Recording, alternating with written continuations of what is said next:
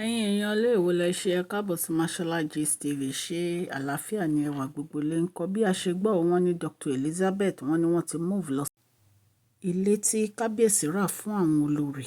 Wọ́n ní ibẹ̀ ni wọ́n move lọ, èyí tí kábíyèsí sọ ní Oòduà Olori quarters. Wọ́n ní wọ́n ti move lọ síbẹ̀. Wọ́n ní gbogbo ìgbà tí wọ́n ń dúró wọ́n fẹ́ kí kábíyèsí sọ ibi táwọn máa move lọ ni. Wọ́n nígbà tí kábíyèsí dẹ̀ ti rábẹ̀, tí kábíyèsí ti fún wọn ní key wọn, wọ́n ní wọ́n ti lọ síbẹ̀.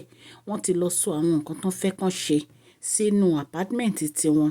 Wọ́n ní bọ́n ṣe kọ́ ibẹ̀ gan, wọ́n ní àwọn olórí wọn lè ríra wọn. Wọ́n ní oníkálukú ló ní privacy ẹ̀, ó ní ibi tó máa gbéga mọ́tò wọ̀. Kò ń ṣe pé bóyá wọ́n máa prognose sí àfíà lára ara wọn. Oníkálukú máa wà láàyè ti ẹ̀ ni. Wọ́n ní wọ́n ní Dr. Elizabeth ti lọ síbẹ̀, wọ́n dẹ̀ ti fún kábíyèsí ní estimate àwọn nǹkan tó fẹ́ ṣe. Wọ́n ní kábíyèsí dẹ̀ ti approve ẹ̀.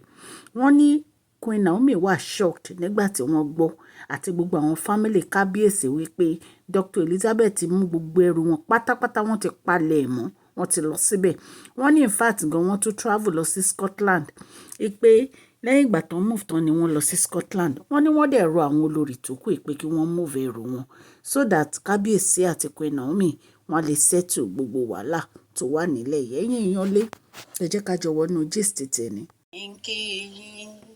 Mashola Gist TV ń kí yín, adúpẹ́ adúpẹ́ atọ́pẹ́dá.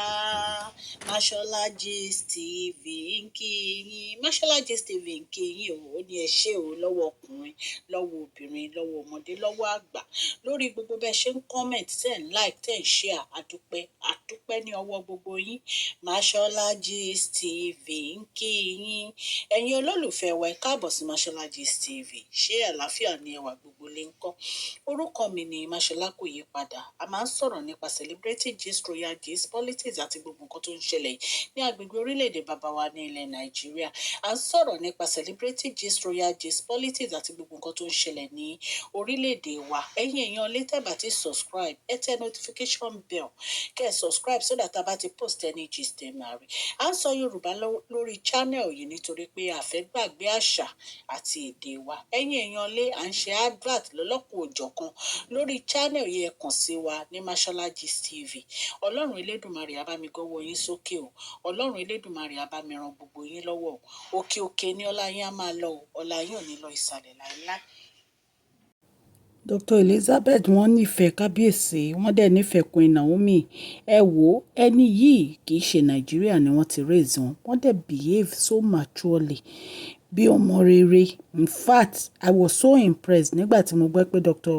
Elizabeth move lọ sí ilé tí kábíyèsí rà fún wọn. Bẹ́ẹ̀ dẹ̀ ni àwọn tó kù wọ́n ń lo agídí pé àwọn ò ní lọ. Ẹ̀yin èèyàn lé, ìtorí ẹ̀ ní kábíyèsí fi gbé ìgbésẹ̀ lórí dissolution of marriage wípé olórí tí ò bá ti lọ sí ilé tí àwọn rà kí wọ́n sign divorce, ìpè kí wọ́n máa bá tiwọn lọ. Bí a ṣe gbọ́ nìyẹn, ẹ̀yin èèyàn, allegedly.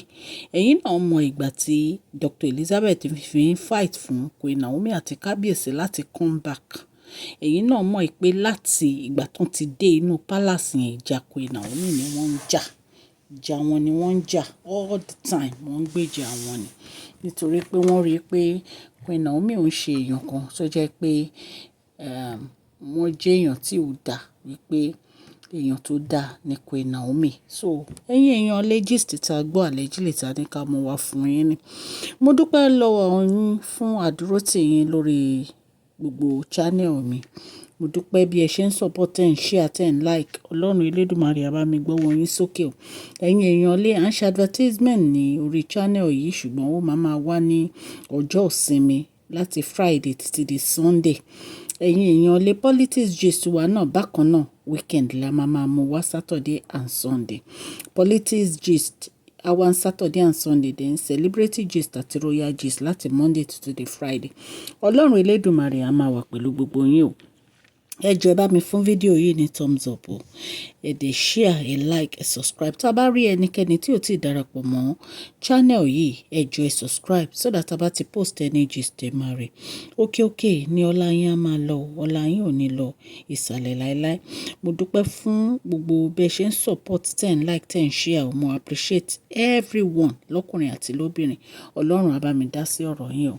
Please share this video, like and subscribe. God bless you all.